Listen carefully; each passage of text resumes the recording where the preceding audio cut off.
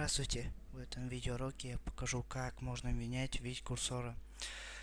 Для этого заходим в курсор FX. Вот он. Его можно скачать в интернете. Очень легко найти. Ссылку оставлю под видео. Заходим на курсор FX. Ждем.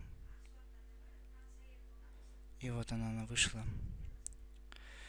Вот тут вот вы выбираете вид курсора. У меня вот стоит вот этот вид курсора. Мне он очень нравится. Вы можете менять его в какой угодно. Вот, например, вот этот. Нажимаете применить. Ждете. И вот. Видите, что курсор поменялся. Вот. Тут можно добавлять эффекты.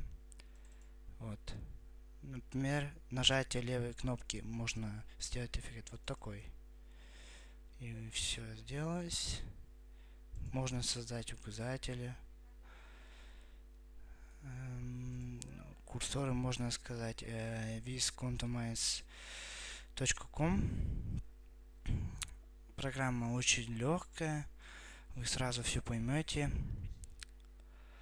Вот. Вот и все, то, что я хотел показать. Тут даже можно самому создать курсор. Выбираете новый пакет.